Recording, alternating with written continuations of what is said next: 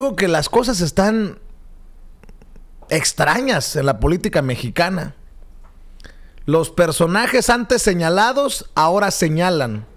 Los que en algún momento fueron señalados por actos de corrupción ahora hablan de un castigo a los corruptos. Ahí está el caso de Rubén Moreira, el exgobernador de Coahuila, que en una corte de Texas, en un juicio contra un Zeta, se mencionaba que el cártel le había dado camionetas llenas de dólares a este personaje. Bueno, pues se presenta en la Cámara de Diputados para pedir una iniciativa que se apruebe una ley para básicamente inhabilitar, para imposibilitar a los servidores públicos que fallen exámenes de confianza.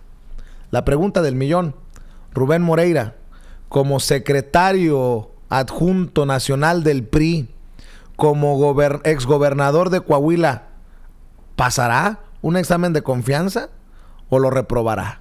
Esto es lo que dice uno de los personajes también muy señalados del priismo, Rubén Moreira, el hermano del otro, Humberto, al que lo vuelven a investigar en España por lavado de dinero y por sus vínculos con el cártel de los Zetas. Adelante. De acuerdo con la encuesta nacional de victimización y percepción sobre seguridad pública 2018, realizada por el INEGI, el 64% de la población de 18 años y más considera la inseguridad como el problema más importante que aqueja hoy en día a su entidad federativa, y más del 50% de la población desconfía de las corporaciones policíacas. De acuerdo con la Ley General del Sistema Nacional de Seguridad Pública, el Centro Nacional de Certificación y Acreditación es el encargado de verificar que los centros de evaluación y control de confianza de la Federación, Estados y Ciudad de México realicen sus funciones de conformidad con las normas técnicas y estándares mínimos en materia de evaluación. Estas evaluaciones constituyen un instrumento para acreditar las cualidades de un servidor público que debe reunir para el desempeño de la función policial, por lo que resultan indispensables para seleccionar a los elementos que pertenecerán a las instituciones de seguridad pública en cualquiera de los tres órdenes de gobierno. Sin embargo, hoy día no se cumple esta disposición y elementos que no han acreditado las pruebas de evaluación y control de confianza siguen laborando en las corporaciones policiales, son cambiados de adscripción e incluso son contratados en otras corporaciones. De acuerdo con el Secretariado Ejecutivo del Sistema Nacional de Seguridad Pública, el 10% de los policías en activo a nivel nacional no son confiables. No obstante, se encuentran laborando en corporaciones pertenecientes a los diferentes órdenes de gobierno. Aclaro que este 10% se concentra en unas cuantas entidades, lo que agrava el problema de ellas. Para noviembre del 17 existían 35,000 elementos, de los cuales 30,000 correspondían a corporaciones estatales y municipales y 5,000 a fuerzas federales, que pese a no haber aprobado los exámenes de control y confianza, no fueron dados de baja y continúan laborando. Por tal motivo, la presente iniciativa plantea reformar el artículo 74 de la ley de la materia para asegurar que los servidores públicos de las instituciones policiales que no acrediten el control de confianza no puedan continuar prestando sus servicios, ni aun siendo cambiados de adscripción o a un área administrativa. Además, establece que estarán impedidos para laborar en otras instituciones de seguridad pública o protección civil. De igual manera, se plantea agregar una fracción al artículo 139 de la ley en comento, con el propósito de sancionar como una conducta delictiva a quienes en el ejercicio de sus atribuciones se abstengan de dar de baja a quienes no hayan aprobado el control de confianza o faciliten el ingreso en las instituciones de que se trate, o a quienes no lo hayan aprobado en otra corporación policial y sean contratados. La sanción que se propone es de 2 a 8 años de prisión y multa de hasta 1,000 días de unidades.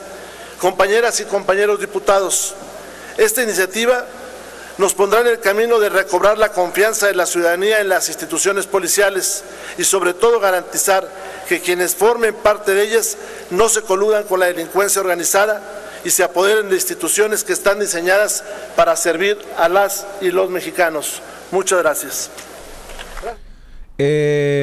Rubén Moreira, ¿qué pensará de un video que circula la organización Mexicanos contra la Corrupción y la Impunidad? ¿Qué pensará Rubén Moreira de que autoridades de 7 estados desviaron alrededor de 650 millones de pesos a 2 empresas fantasma vinculadas con un presunto esquema de financiamiento ilegal de campañas electorales del PRI a nivel nacional? Y lo pregunto porque anda muy preocupado Rubén Moreira de que los que no son confiables pues no se les dé la confianza, no se les den los puestos, se les inhabiliten. Se dice inhabilitar, pero no se habla de meterlos a la cárcel. Pero si realmente en el PRI están comprometidos en la lucha contra la corrupción, pues nos tienen que dar la cara por esto. Lo que pasa es que en el PRI no solamente son cínicos, sinvergüenzas, sino cobardes. La organización Mexicanos contra la Corrupción y la Impunidad señala, insisto, que autoridades de 7 estados desviaron alrededor de 650 millones de pesos a 2 empresas fantasma vinculadas con un presunto esquema de financiamiento ilegal de campañas electorales del PRI a nivel nacional. Bueno, si es así, estoy de acuerdo con Claudia Ruiz Massieu, la presidenta nacional del PRI, que no puede aceptar el perdón a los corruptos de Andrés Manuel López Obrador. Bueno, el buen juez por su casa empieza, señora Claudia Ruiz Massieu.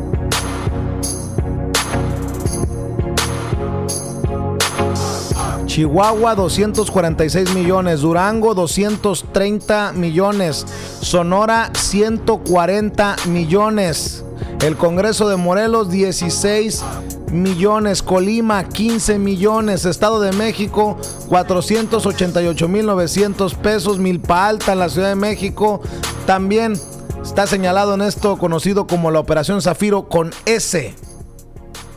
Y en el PRI hacen mutis. Calladitos, calladitos.